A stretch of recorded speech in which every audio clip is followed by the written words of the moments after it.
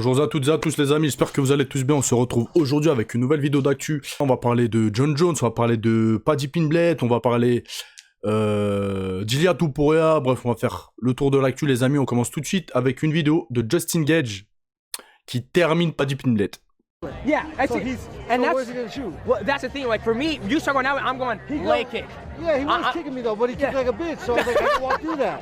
Once I En fait, pour vous faire un résumé, il parle du combat qu'il a fait contre Paddy Pimblett et il explique que c'est quelqu'un de très très faible et que ça lui a permis en fait de maintenir la pression et de toujours aller de l'avant. Il dit, comme vous pouvez voir, il frappait comme une, vous aurez compris quoi. Ce qui lui a permis de maintenir une pression constante pendant le combat. Il me donnait des coups de pied comme une crotte, pour rester poli. Alors je le traversais, c'était du gâteau. D'accord, ok, très bien. Donc là, il explique, c'est pour ça il partait à la guerre tête à l'avant. Mais faut pas qu'il fasse ça contre Ilia Topuria, encore une fois, les gars. Là, il doit l'affronter, les gars, faut, je sais pas. Je sais pas, c'est... Là, le dernier combat de Justin Gage, ça me fait peur pour la suite. Après, justement, il va revenir juste après, je vais vous montrer ça sur Ilia Topuria, il va parler de lui. Et je suis d'accord avec ce qu'il dit, mais quand même, il me fait un petit peu peur. On continue, les gars, avec John Jones et Demetrius Johnson. En fait, ils ont pris la parole. Et John Jones a expliqué, en fait, que... En fait, nous, les gens, et c'est vrai, j'y avais jamais pensé. On cherche toujours à savoir c'est qui le meilleur combattant de tous les temps. Enfin, des temps modernes, de l'UFC, du Pride, etc., etc. Mais en fait, John Jones, vous allez voir qu'il a dit quelque chose d'intéressant, et je lui donne raison. Donc il a dit quoi? J'ai l'impression que les gens nous respectent énormément tous les deux, en tant que grands combattants, mais pour des raisons complètement différentes. Il parle de lui et de Demetrius Johnson. Et il poursuit en disant, en réalité, déterminer qui est le meilleur restera toujours une question d'opinion. C'est vrai. Et il poursuit en disant, la traduction, elle est mauvaise. Mais le plus important dans l'histoire, c'est pas de savoir si t'es le meilleur combattant, mais de savoir si ton nom est cité dans l'un des meilleurs combattants au monde. Parce qu'on sera jamais d'accord, les gars. Il y en a qui disent c'est John Jones, il y en a qui disent c'est pas possible parce qu'il s'est dopé, machin, il y en a qui disent c'est Khabib, il y en a qui disent c'est Fedor, etc. On sera jamais d'accord. Mais c'est vrai que le plus important, c'est d'être cité, en fait. On va dire, il y a vraiment un top 5 des 5 combattants qui reviennent souvent. Il y a qui? Il y a Fedor, il y a Khabib, il y a John Jones, il y a Demetrius Johnson aussi. À moindre mesure, mais il est beaucoup cité. Et a raison, les gars. Hein. Franchement, faut que son blaze soit dans la discussion. Parce que ça a été l'un des plus grands combattants. Après, ce qui lui porte défaut, les gars, c'était qu'il était dans une catégorie vraiment très petite. Se dire, pas aussi spectaculaire, etc. Les gens, ils avaient moins d'engouement, on va dire, pour regarder ce genre de combattant. Parce que voilà, tout petit, machin, nanana. Mais, techniquement, etc., ce qu'il a fait, c'est l'un des meilleurs combattants au monde. Voilà. Et le dernier, je dirais Georges Saint-Pierre. C'est vraiment les 5 qui ressortent le plus. Donc là, je suis encore une fois totalement d'accord avec John Jones et c'est quelque chose de très intelligent ce qu'il a dit. On continue les amis avec Taylor Lapillus.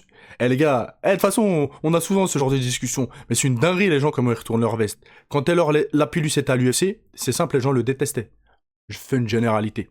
Ouais, il était trop ennuyeux, etc., etc. Et là qu'il est au PFL, c'est l'un des meilleurs combattants au monde, l'un des meilleurs combattants français, etc., etc. C'est une dinguerie. En fait, c'est bizarre. Ouais, je sais pas. Je pourrais pas expliquer ce genre de truc. Comment ça se fait que les gens, en un combat, ils peuvent totalement changer d'avis. Totalement. Pourtant, Taylor Lapillus, les amis, ça fait des années qu'il combat de la même manière. Ça fait des années que c'est l'un des fighters les plus techniques en striking. Ça date pas d'hier, les gars. Ça date pas depuis son arrivée au PFL. Taylor Lapillus, c'est quelqu'un d'intelligent qui combat stratégiquement. C'est un combattant qui essaie de prendre le moins de risques possible. Même des fois, quand il peut accélérer, bah, il évite. Il prend son temps, il est posé, etc. Mais techniquement, ce qu'il fait, c'est vraiment propre. D'accord?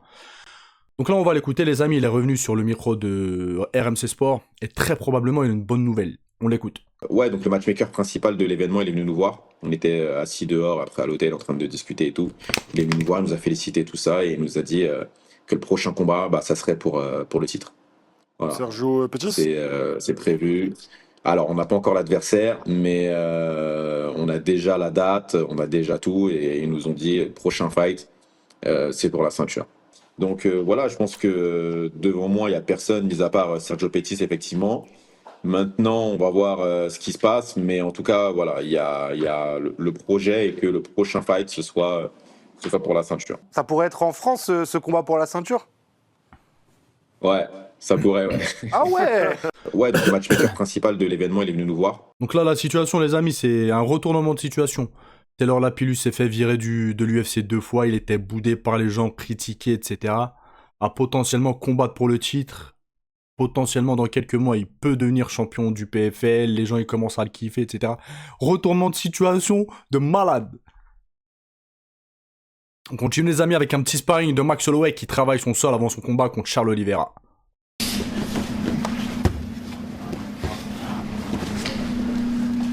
Les gars, qu'on se le dise, j'espère pas que ce combat-là, il va y avoir des phases au sol. Je m'en fous, je veux voir que du striking. Parce que Charles Oliveira, les gars, son striking, il est très bon. Hein. Il y en a beaucoup qui le sous-estiment, mais il a un très très bon striking. Hein. J'ai envie de voir un fight debout, moi, les gars. Je veux pas les voir se rouler au sol. Ouais.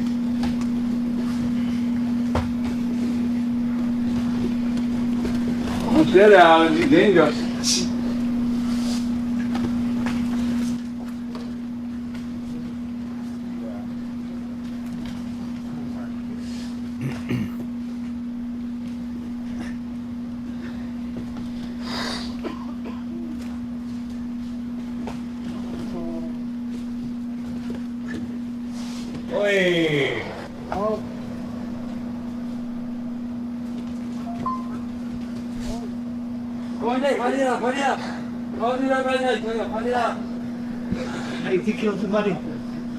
Hurry up, okay? Again, the fight with that. Concernant Max Holloway, les amis, c'est très probablement là les derniers combats. En fait, il y a beaucoup de combattants là, ça y est, hein, ils sont sur leur dernière ligne droite, très probablement. On va plus les voir combattre. Et c'est vrai qu'à l'UFC, ça fera un vide. Parce qu'il manque des combattants comme Max Holloway, il va manquer des combattants comme Islam Makhachev, comme bah là il y a Poirier qui est parti, etc. Des combattants qui nous ont fait kiffer pendant tant d'années. Et là, il y en a une grosse. En fait, il y en a beaucoup, ils vont prendre leur retraite. En même moment, pratiquement. 1-2 ans d'écart, vous voyez, mais c'est vrai que ça risque de faire un vide parce que là, on voit que les nouveaux combattants, les gars, ils sont fades. Ils sont fades. Déjà, techniquement, c'est pas un truc de fou. Et même au niveau de la personnalité, c'est fade. Je sais pas si vous êtes d'accord avec moi. On continue, les amis, avec Justin Gage. Il a dit quelque chose. Et il a parlé d'Ilia Topuria. Il a dit: je peux clairement mettre Ilia Topuria KO sur la pelouse de l'UFC de la Maison Blanche. Les gars, je suis d'accord avec lui, les gars. Hey, Justin Gage, il tape trop fort, les gars. Après, bon, Ilia Topuria, les gars, c'est un gros niveau. Je le critique souvent, etc. A raison, je trouve. Hein, je vais pas revenir sur ça et tout. Mais ça reste quand même quelqu'un qui a un point fort. C'est sa boxe anglaise. Même son sol, il a un bon sol. Hein. Mais son vrai point fort, c'est sa boxe anglaise, sa puissance de frappe. Donc, comme je vous l'ai dit tout à l'heure, les gars, Justin Gage, il peut mettre KO Ilia Topuria, oui. Mais il faut qu'il fasse très attention. Et il faut pas qu'il boxe comme il a boxé avec Paddy Pimblett. Là, Ilia Topuria, les gars, il a le coup d'œil. Ok, il a le coup d'œil. Si Justin vient la tête au menton, le menton au balcon, s'il s'en mange une, les gars, ça risque d'être très compliqué. Donc, il faut qu'il fasse très très attention. On continue, les gars, avec Faresiam. La dernière fois, j'ai oublié de vous le montrer, donc je vous la montre maintenant. En fait, il y a beaucoup de personnes qui pensent que, en tant que combattant, tu choisis pas tes fights. Mais quand je vous dis beaucoup, c'est beaucoup. Je vois tellement de personnes parler de ça en message, etc. Bah, c'est simple, Faresiam vous répond. On l'écoute. Ça se passe comment le matchmaking? On vient, on te pose un gars, t'as ton mot à dire? Oui, tu peux refuser le combat. Personne t'oblige à combattre. Déjà, ça, c'est la première des règles. Et à chaque fois que l'UFC envoie un nom, c'est une proposition. C'est pas forcément prends-lui et tais-toi. Tu vois. Ouais. C'est une proposition, mais ils te proposent le nom qu'ils veulent. Tu peux refuser. Si tu refuses, bah, t'es out du combat et ils proposent cet adversaire à quelqu'un d'autre. Jusqu'à que le combat se fasse. Voilà, c'est ça. Mais vu que moi, maintenant, je suis dans le top 15, je peux dire non, je veux ça ou je veux ça. Et ça, après, ça se fait avec mon manager. Et c'est pour ça que ça s'appelle du management, en gros. Tu vois. C'est lui qui va gérer ça, quoi. Ça se passe comment le C'est matchmaking? très intéressant, donc vous voyez, hein, les combattants décident, les gars, quand ils veulent pas combattre, soit ils trouvent des excuses, machin, soit ils disent non. Après, quand c'est pour la ceinture, je sais pas si, imaginons, par exemple, là, Justin Gage, il a la ceinture intérimaire, il a tout pour, il est obligé de l'affronter. Normalement. Il peut pas dire non, je ne veux pas. Donc il y a des circonstances, quand c'est un combat pour le titre, ou c'est le numéro 1 qui doit combattre pour le titre, etc. Le champion, il me semble, hein, si je dis pas de bêtises, qu'il peut pas dire non, je ne veux pas le combattre. Il est obligé. Donc, hormis ces circonstances-là, combat pour la ceinture quand t'es numéro 1, numéro 2, machin, nanana, dans le top 5, quoi, c'est très compliqué, il me semble, de refuser. Mais sinon, pour les restes, oui, ils peuvent refuser. On continue, les amis, avec Kamaru Usman. En fait, il a expliqué, en fait, c'est une pensée qu'il a. Il pense que Khamzat Chimaev, veut affronter Alex Pereira parce qu'en fait, il a trop de poids à perdre et il a pas envie de cutter. Voilà, ce serait la raison. Parce qu'il est trop gros et il a la flemme de descendre chez les 84 kilos, donc il veut combattre Alex Pereira chez les 93 kilos, etc. Bon, c'est son avis, c'est ce qu'il pense. Peut-être oui, il a la flemme de cutter, d'aller chez les 84 kilos, etc.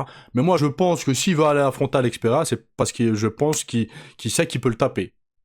Et qu'il peut avoir une double ceinture. Et puis qu'il peut être aussi champion des 93 kilos. Donc l'histoire du cutting, je pense pas que c'est que pour ça, ce serait vraiment... non, je pense pas, les gars, je sais pas ce que vous en pensez. De toute façon, faut que Khamzat, il nous le dise. Mais je pense pas vraiment que ce serait que pour ça, que pour une histoire de cutting. Les gars, moi je pense qu'il se dit, Alex Pereira, vu qu'il a vraiment pas de lutte, zéro lutte et un niveau de sol médiocre, même s'il est ceinture noire, c'est médiocre les amis, il doit se dire je vais le taper, tout simplement. Donc non, je suis pas d'accord avec Kamaru Usman.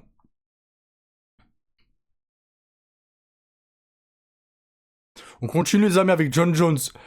Vas-y, il abuse. Il abuse de malade. Il a dit quoi croyez-le ou non, je devrais me battre à fond pour battre Demetrius Johnson maintenant. Vraiment, malgré notre différence de gabarit. Les gars, faut qu'il arrête. Là, faut qu'il arrête, les gars. Là, je sais pas, il veut saucer Demetrius Johnson, même si c'est un très très bon combattant, les gars. Wesh. Ils font 60-70 kilos de différence. Ils doivent faire, les gars, 60 kilos de différence. Et là, on parle de John Jones, techniquement l'un des meilleurs combattants au monde. Non, faut arrêter. Faut arrêter. C'est vrai, il a vieilli, il a mal à la hanche et tout, mais ça, là, ce qu'il dit, j'y crois pas du tout, les gars. Je sais pas ce que vous en pensez, mais parce que là, il est en mode humble. Voilà, il est là, Demetrius Johnson, etc. Il est là en mode humble.